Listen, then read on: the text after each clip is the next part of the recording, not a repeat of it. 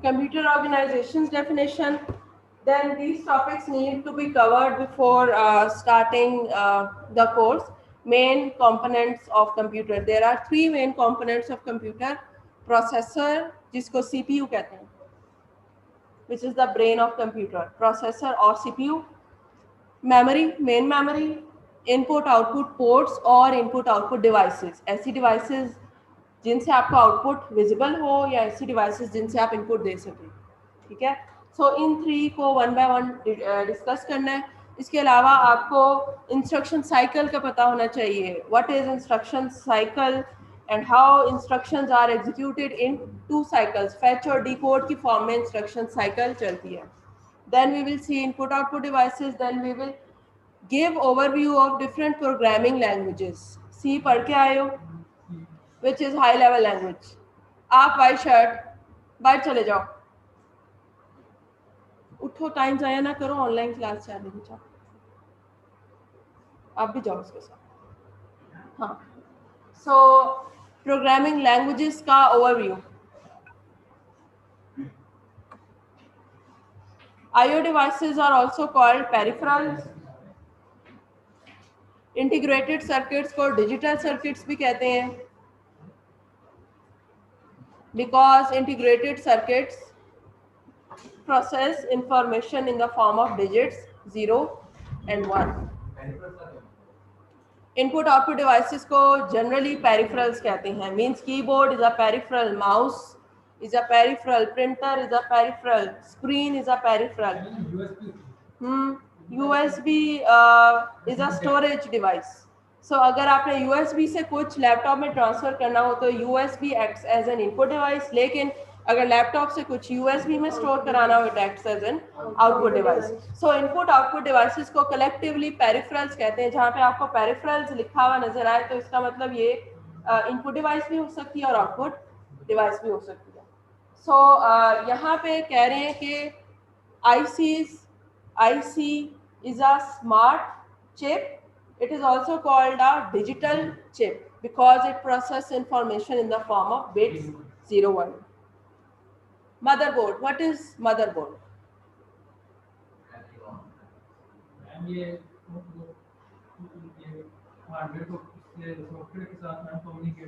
Yes, motherboard is printed circuit board upon which all the components are embedded. ठीक है, सो motherboard के ऊपर सारे कंपोनेंट्स एम्बेडेड होते हैं and motherboard is the foundation of computer. Motherboard का काम क्या है? There are two purposes of motherboard. First, to power up all the components which are mounted on motherboard. Second, to provide communication between different components. Motherboard अगर damage हो जाए तो आपका पूरा सिस्टम भी डैमेज हो जाता है। लाइक ब्लैकबोर्ड, बैकबोन, बड़ी अच्छी एग्जांपल दी है backbone. So difference between bytes and words, 1 byte is equal to 8 bits and 1 word is equal to 16 bits. या आप कह लो 1 word is equal to 2 bytes and 1 nibble is equal to 4 bits.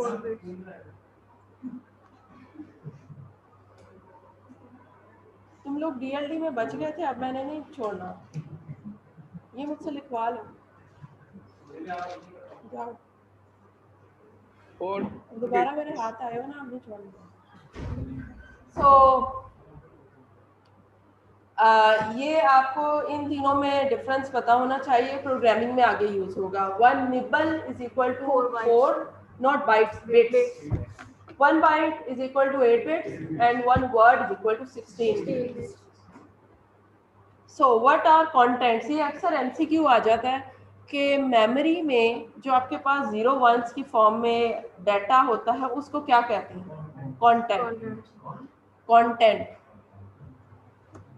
This is a memory.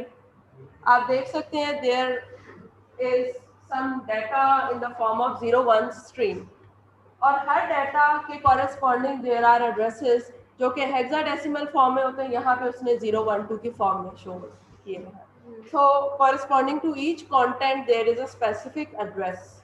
सो ये जो आपके पास memory में bits का pool है, इस हर स्पेसिफिक बिट स्ट्रीम को कंटेंट कहते हैं। नेक्स्ट बिट पोजीशन, ये बिट पोजीशन आपको क्लियर होनी चाहिए। This is very important from programming point of view, और आपको जनरली जो शॉर्ट क्वेश्चन आ सकते हैं ना, उसमें ये बहुत इंपॉर्टेंट है। ठीक है, as we already discussed 1 byte is equal to 8 bits, और इन 8 बिट्स की पोजीशन आपको क्लियर होनी चाहिए। 0 is on right hand side, it is called LSB, and 7 is on left hand side and it is called MSB. In case of word, 0 LSB and 15 MSB. Note करें, word को split up किया गया है लो और high bite में। क्यों? कह रहे हैं कि 0 से लेके 7 तक, 0 to 7 bits are low byte, 8 to 15 bits are high byte. क्यों इनको सेपरेट नाम दे दिया, लो एंड हाई बाइट?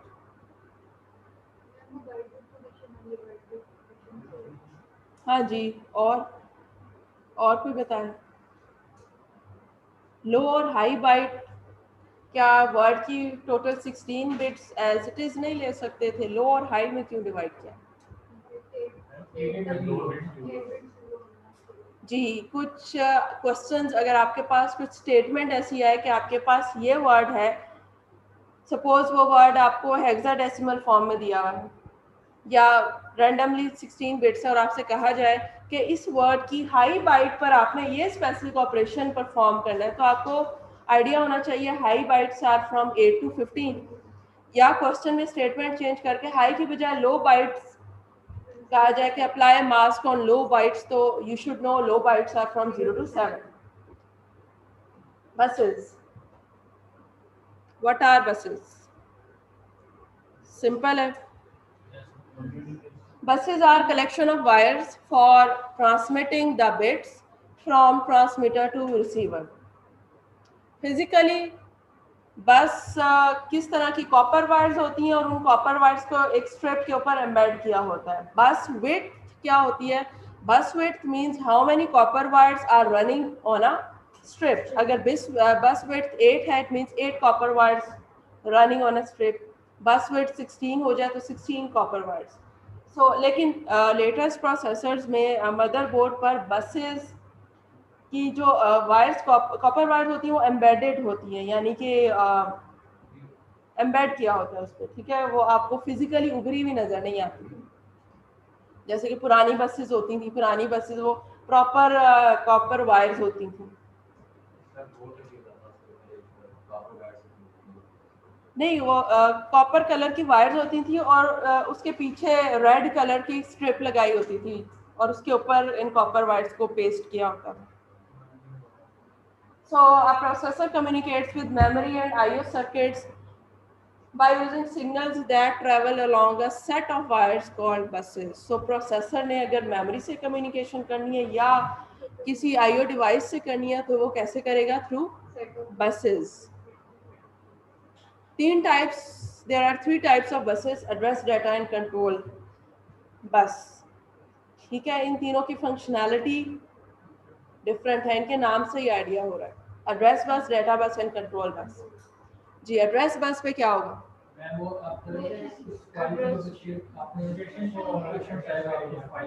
फाइल नहीं कहना, मेमोरी लोकेशन कहना। सपोज प्रोसेसर ने मेन मेमोरी की किसी लोकेशन से कंटेंट को फेच करना हो। अब ये मेरे वर्ड्स आपको समझ आने चाहिए। कंटेंट का क्या मतलब है, मेमोरी लोकेशन का क्या मतलब है, फेच का क्या मतलब है। तो ये छोटी छोटी एब्रीवेशंस मैं अभी इसलिए आपको करवा रही हूँ ताकि आगे जाके आपको ये चीज़ें समझ आए। So my statement is, if processor wants to fetch a particular location, particular contents of a particular location, तो वो एड्रेस बस पर उस एड्रेस को प्लेस कर देगा। सो प्रोसेसर से एड्रेस गया, एड्रेस उस स्पेसिफिक एड्रेस पर पहुंचा, और उस एड्रेस पर जो कंटेंट पड़ा हुआ होगा वो कंटेंट उठा के डाटा बस पे प्लेस कर दिया जाएगा। और प्रोसेसर मेन मेमोरी को कैसे बताएगा कि मैंने कंटेंट्स को रीड करना है या फेच करना है? Through control bus. So control bus पे इंफॉर्मेशन रीड की जाएगी तो it will be understood by processor कि मैंने इस एड्रेस के कंटेंट को रीड करना है, या अगर कहीं राइट करना है तो कंट्रोल बस पे आप राइट की कंट्रोल कमांड दे देंगे। तो ये जो अभी हमने एग्जांपल डिस्कस किया वो यही वर्ड्स की फॉर्म में एक्सप्लेन्ड है। And this is the bus connection of micro computer. Again, three components: processor, memory, and I/O devices, all connected through control bus and data bus. And address bus is emerging from CPU to memory to I/O. और जो आपका required data होगा वो memory से CPU में भी जा सकता है, मेमोरी से I/O में भी जा सकता है। ये आपको इंटेल 8086 माइक्रो प्रोसेसर की ऑर्गेनाइजेशन शोन है। What is 8086? नाम सुना है? इमुलेटर वो जो आप सॉफ्टवेयर यूज कर रहे हो EMU 8086, उसका नाम 8086 इसलिए रखा है क्योंकि ये पहला प्रोसेसर था जो इंटेल ने प्रपोज किया था, और इस प्रोसेसर के ही डिज़ाइन पर लेटेस्ट प्रोसेसर्स बनते गए। सो जो सॉफ्टवेयर बना था उसमें भी 86 ऐड कर दिया गया कि ये प्रोसेसर इसके लिए ये सॉफ्टवेयर डिज़ाइन है। सो ये एक्चुअली आपको 8086 माइक्रो प्रोसेसर ओपन करके जूम इन करके ये उसका स्ट्रक्चर और आर्किटेक्चर दिखाया हुआ है। You can see there are registers, ALU buses हैं, इंटरनल बसेस, फ्लैग रजिस्टर्स हैं, ALU अरिथमेटिक लॉजिक यूनिट। अच्छा, आप इस स्ट्रक्चर को देखें तो आप क्लियरली देख सकते हैं कि इस स्ट्रक्चर को 2 पार्ट्स में डिवाइड किया गया है। On left hand side you have execution unit, on right hand side you have bus interface unit. सबसे पहले तो execution unit को देखें ना। At the top you have 8 registers, AX, BX, C, D up to so on. इन registers के name और इनकी फंक्शनैलिटी एक दूसरे से डिफरेंट है। हर रजिस्टर का स्पेसिफिक पर्पस है।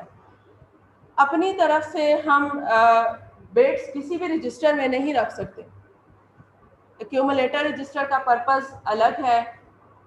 C which is count register, अगर आपने कहीं लूप चलाया हुआ है तो 3 दफ़ा चलाया हुआ है तो C रजिस्टर CX में वैल्यू 3 आ जाएगी। DX which is called data register, उसमें अल्टीमेटली वो फाइनल डाटा आएगा जो आपने स्क्रीन पर प्रिंट करना है। इसी तरह ये बाकी सारे रजिस्टर्स हैं। सो इन रजिस्टर्स की फंक्शनैलिटी आपको क्लियर कट मालूम होनी चाहिए ताकि प्रोग्रामिंग करते वक्त आपको पता हो कि मेरा रजिस्टर, मेरा रिजल्ट किस रजिस्टर में पड़ा, मेरे ऑपरेंड्स किस रजिस्टर में है, लूप मैंने जितनी दफ़ा चलाया है लूप की वैल्यू किस रजिस्टर में है।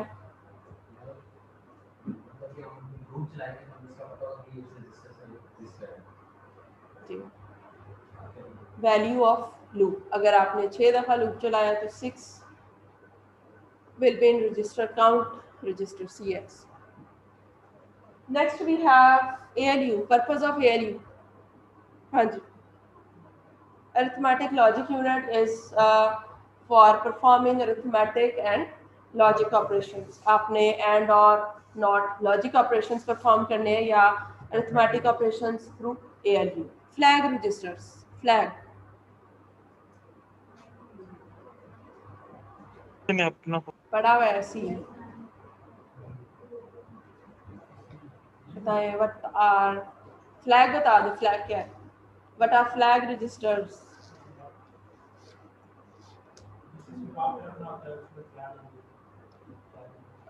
नहीं जी, flag registers, flag registers are just like indications. जैसे स्टेशन पर वी हैव अ फ्लैग, एक तरफ रेड कलर है एक तरफ ग्रीन कलर है, which is the indication of something. बिल्कुल उसी तरह इस केस में आपका जो रिजल्ट आया है ALU का, सपोज 1 + 2 या 3, रिजल्ट की नेचर के बारे में बताने के लिए we have flag registers. Answer is signed, unsigned, floating है क्या, इंटीजर है क्या, डेसिमल है। सो फ्लैग रजिस्टर्स की भी रेंज होती है। अब फ्लैग रजिस्टर की वैल्यू या तो 0 होगी या 1 होगी। सपोज मेरा आंसर 3 आया है तो एक स्पेसिफिक फ्लैग रजिस्टर होगा जो साइंड और अनसाइंड का बताएगा कि आपके आंसर के साथ प्लस साइन है या माइनस साइन है। सो उस फ्लैग रजिस्टर की बिट को देख के आइडिया हो जाएगा कि मेरा आंसर पॉजिटिव है या नेगेटिव है। अगर आंसर डेसिमल में आ रहा है तो वो फ्लैग रजिस्टर जो डेसिमल या होल नंबर का बता रहा है उसकी बिट 0 या 1 हो जाएगी। ये हम आगे पढ़ेंगे कि अगर किसी स्पेसिफिक फ्लैग रजिस्टर की बिट 1 हो तो आंसर किस टाइप का है। So in short flag registers tell you about the nature of computational result, answer किस टाइप का है। नहीं, हाँ, फ्लैग रजिस्टर में इट्स 0-1 वैल्यू पड़ी होगी, ठीक है। अगर तो वैल्यू वो 0 हो तो इसका मतलब answer is not in decimal, अगर वैल्यू 1 हो it means answer is in decimal, कुछ इस टाइप का। ये हम पढ़ेंगे डिटेल में। टेम्परेरी रजिस्टर्स, आप जाओ बस, ऑनलाइन क्लास हो रही है, निकलो बाहर। टेम्परेरी रजिस्टर्स जी, हाँ जी, temporary registers are for temporarily storing the operands, operands को स्टोर करने के लिए। सो एग्जीक्यूशन यूनिट के ये मेन कंपोनेंट्स हैं, ठीक है। सो एग्जीक्यूशन यूनिट से आपको आंसर की नेचर, रिजल्ट की नेचर का पता चल जाएगा through flag registers. ALU will perform the operations और जो अल्टीमेटली आपके पास रिजल्ट आएगा वो इन जनरल रजिस्टर्स में स्टोर हो जाएगा, कुछ रजिस्टर्स में, ठीक है। Bus interface unit BIU, note करें BIU में भी कुछ रजिस्टर्स हैं, CS code segment register, DS up to so on. इन रजिस्टर्स में से मोस्ट इंपॉर्टेंट इज IP, पढ़ा हुआ है आपने, instruction pointer. What is the purpose of IP? IP register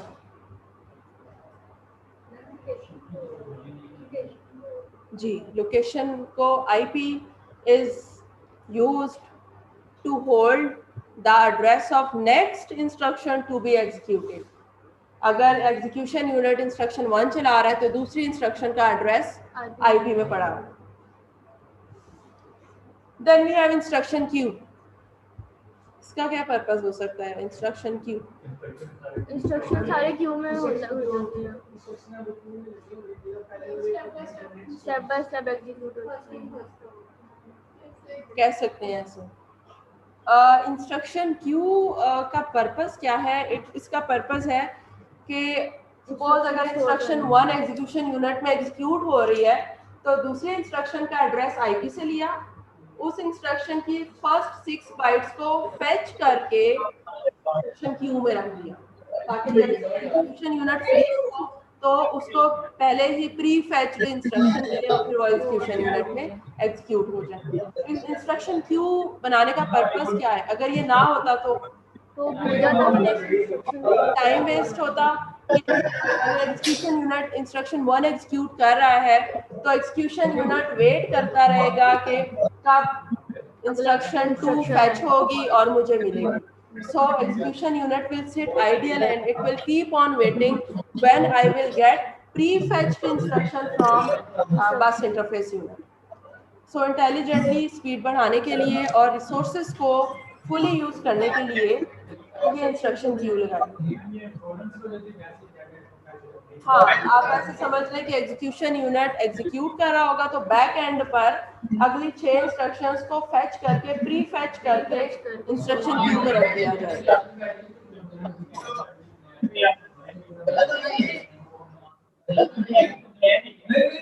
फिर अब इंस्ट्रक्शंस की बात हो रही है, आप बात कर रहे हैं।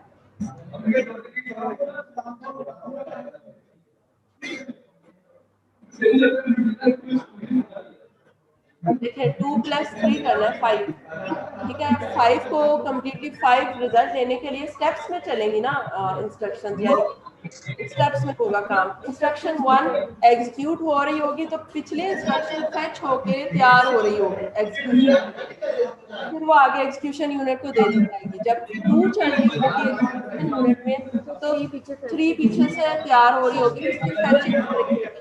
फैच करके रख लेंगे, फिर कोड आगे भेज देंगे, कोड फैच होगी और ये ऐसे चलता है। अगर आप ऐसे नहीं करोगे तो execution unit will sit ideal, resources waste, time span ज्यादा हो जाएगा। ठीक,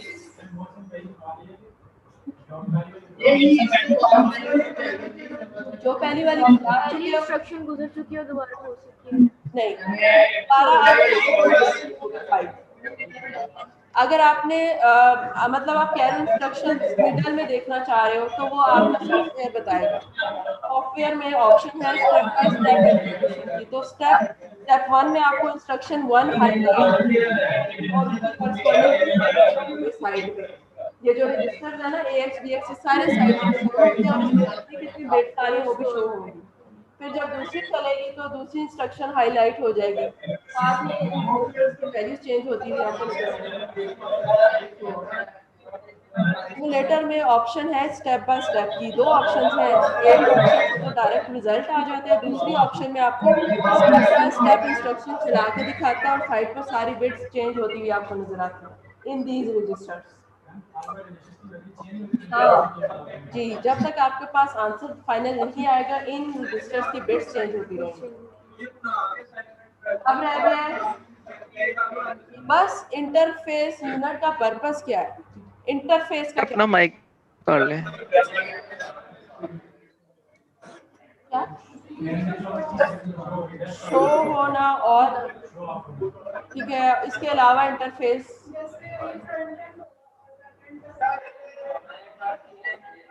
हाँ जी कह सकते हैं। सो ये जो आपके पास BIU यूनिट है, this is just like a bridge between execution unit and external device. अब ये एक्सटर्नल बस से बाहर कोई इनपुट आउटपुट डिवाइस भी हो सकती है या मेन मेमोरी भी हो सकती है। सो प्रोसेसर कंप्यूटेशन करके बस इंटरफेस यूनिट के थ्रू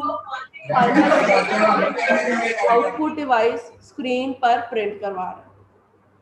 सो कहने का मकसद ये है कि BIU like a bridge or it provides communication between execution unit and IO device or memory. Memory भी हो सकती है, IO device भी हो सकती है। So these are two main components. अब इन components के ये इन parts के ये purposes हैं हम discuss कर चुके हैं। BIU IP contains the address of next instruction to be executed by EU. जो इंस्ट्रक्शन क्यू बनाई हुई है ना उसको वो इंस्ट्रक्शन प्री फैच कह रहा है। While EU is executing an instruction, BIU fetches up to 6 bytes of next instruction and places them in the instruction queue. So MCQs में आ सकता है how many bytes are 6 bytes. Machine instruction, अब machine instruction के दो parts होते हैं, first part is opcode and second is operand. Opcode आपको बताता है कि कौन सा ऑपरेशन परफॉर्म करना है, विच लॉजिक और अरिथमेटिक ऑपरेशन, क्या कोई अरिथमेटिक ऑपरेशन परफॉर्म होना है या कोई लॉजिक ऑपरेशन परफॉर्म होना है, that tells opcode. Opcode specifies the type of operation. Operand क्या बताते हैं? अब यहाँ पे स्टूडेंट्स मिस्टेक करते हैं, वो कहते हैं कि ऑपरेंड्स में डाटा इटसेल्फ है। No, operands address are the address of the data जो आपने वहां से फेच करना है। So operands are often given as memory addresses. This is very important. Memory addresses to the data to be operated on. So आपको operand से memory address मिलेगा, उस एड्रेस के कॉरेस्पॉन्डिंग कंटेंट फेच करेंगे, यानी कि उस कंटेंट पर ऑपकोड वाला ऑपरेशन परफॉर्म करना है। ये आगे इंस्ट्रक्शन साइकिल। अब इंस्ट्रक्शन साइकिल के टू पार्ट्स होते हैं, फेचिंग एंड एग्जीक्यूटिंग। फेच का मतलब क्या है? To extract. एग्जीक्यूट का मतलब उस फेच्ड इंस्ट्रक्शन को ट्रांसलेट करके डिकोड करके एग्जीक्यूट करना, ऑपरेशन परफॉर्म करना। सो अगर आपने कोई कोड लिखा है 4 to 5 लाइंस का, तो वो पूरा कोड साइकिल में इंस्ट्रक्शंस चलेंगी। Fetching instruction 1 fetch execute, instruction 2 fetch execute, 3 fetch execute up to so on, जब तक आपके पास रिजल्ट 5 नहीं आ जाता 2 + 3 का। सो यहाँ पे fetch और execute के पर्पसेस बताएंगे। सो fetch means fetch an instruction from memory, decode or translate the instruction to determine the operation जो ऑप कोड बता रहा है, और अगर मेमोरी से कुछ उठाना है तो वो वाला डाटा मेमोरी से फेच करना। जी हाँ, फेच का मतलब ये है कि आप मेमोरी में किसी लोकेशन से डाटा फेच कर रहे हैं और फिर उस पे ऑपरेशन परफॉर्म कर रहे हैं यूजिंग। ठीक है, इंस्ट्रक्शन साइकिल की मैंने मशीन इंस्ट्रक्शन के दो पार्ट्स बताए थे, opcode and operands.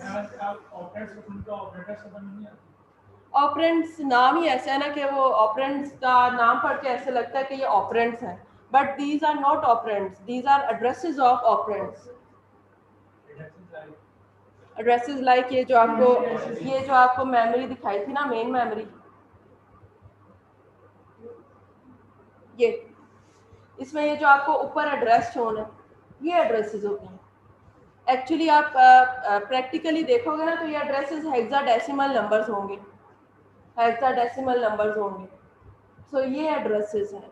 So operands में ये एड्रेसेस पड़े होंगे, इन एड्रेसेस के कॉरेस्पॉन्डिंग कंटेंट फेच करना।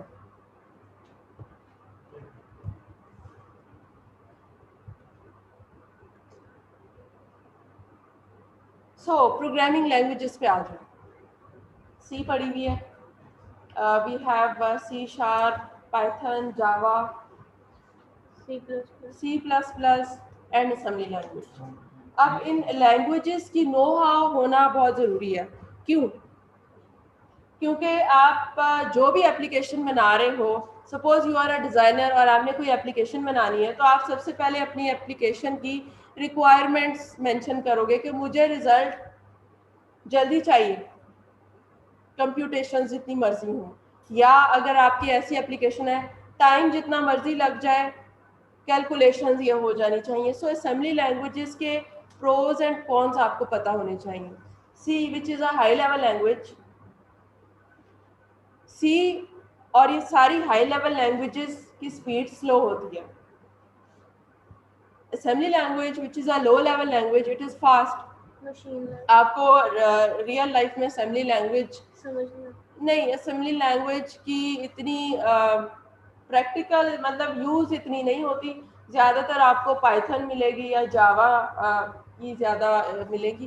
असेंबली लैंग्वेज का नाम बहुत कम नज़र आएगा, क्योंकि असेंबली लैंग्वेज सिर्फ एम्बेडेड एप्लीकेशंस के लिए यूज़ होती है, ऐसी एप्लीकेशंस के लिए जिनमें फौरी रिस्पॉन्स चाहिए होता है, because assembly language is fast. अब फौरी रिस्पॉन्स किन एप्लीकेशंस में चाहिए होता है? Real time applications. वो कौन कौन सी होती है? कैलकुलेटर हो गया कि आपने 1+2 किया है तो आपको फौरन 3 नजर आना चाहिए। ये ना हो कि आप 1+2 करें और वेट करते रहें। मोबाइल फोन्स में भी, कार्स में anti lock braking system, car अगर कहीं हिट हुई है तो एयरबैग खुल जाता है। अगर तो आप प्रोग्रामिंग सी में करो तो कार हिट हो जाएगी, एयरबैग विल नॉट ओपन। इसलिए ये जो क्रिटिकल एप्लीकेशंस होती हैं, रियल टाइम एप्लीकेशंस होती हैं, उनमें programming assembly low level languages में की जाती है, ताकि जैसे ही कार हिट हो फौरन एयरबैग खुल जाए, सेफ्टी के लिए। सिक्योरिटी एप्लीकेशंस के लिए ऑटोमेटिक फायर अलार्म, ऐसी एप्लीकेशंस के लिए कि कहीं पे फायर हो, फायर स्मोक डिटेक्ट हो तो फौरी ये एक्शन परफॉर्म हो जाए। यानी आप उस केस में प्रोग्रामिंग के लिए लो लेवल लैंग्वेज यूज़ करोगे जिसका रिस्पॉन्स टाइम रियल टाइम है, जो फौरन रिस्पॉन्स करे। ठीक है, सो प्रोग्रामिंग लैंग्वेजेस के एडवांटेजेस और डिसएडवांटेजेस क्लियर होने चाहिए। अब यहाँ पे आपको मशीन लैंग्वेज की 3 इंस्ट्रक्शंस शोन है। ये 0 1s की एक स्ट्रीम है और इस स्ट्रीम का मीनिंग आगे है। Fetch the contents of memory word 0 and put in register AX, यानी कि आपने मेमोरी वर्ड 0 से कंटेंट फैच करके रजिस्टर AX में रखना है। दूसरी 0 1 बिट स्ट्रीम का मतलब ये है ऐड 4 to AX। AX में जो कंटेंट फैच करके रखा था उसमें 4 ऐड कर दें। और third line, store the contents of AX in memory word 0। अब AX में 4 ऐड करने के बाद जो फाइनल रिजल्ट आया था वो दोबारा मेमोरी वर्ड पर स्टोर कर दें। सो ये 0 1 की वर्ड 0 एक मेमोरी एड्रेस है, ठीक है। सो ये इंस्ट्रक्शंस आपको समझ नहीं आ रही, अगर इन्हीं इंस्ट्रक्शंस को हम असेंबली लैंग्वेज में लिखें तो ये सिंपल 3 इंस्ट्रक्शंस बनती हैं। अब इधर A is representing a memory address. First is move AX, X, AX, A। A address पर जो कंटेंट पड़ा हुआ है, एड्रेस पर जो कंटेंट है वो रजिस्टर AX में मूव करें। सो AX में कंटेंट आ गया एड्रेस A का, ये पहली लाइन है। MOV means moving, AX is source, sorry source है या डेस्टिनेशन है? Destination. Yes, AX is destination and A is source. A जो कि सोर्स था, मेमोरी एड्रेस था, वो वाला कंटेंट आपने मूव कराना है डेस्टिनेशन रजिस्टर AX में। दूसरी instruction adding 4 into AX।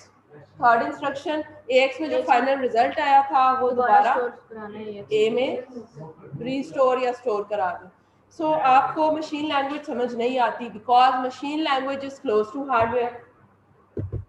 Numbers होते हैं। असेंबली लैंग्वेज हम इजीली लिख लेते हैं और assembly language is also close to hardware, इसलिए रियल टाइम एप्लीकेशंस में या एम्बेडेड डिज़ाइंस में, हार्डवेयर डिज़ाइंस में असेंबली लैंग्वेज को प्रेफर करते हैं because it is close to machine, it is close to hardware. C में कंपाइलेशन टाइम ऐड हो जाता है। C is close to us, human.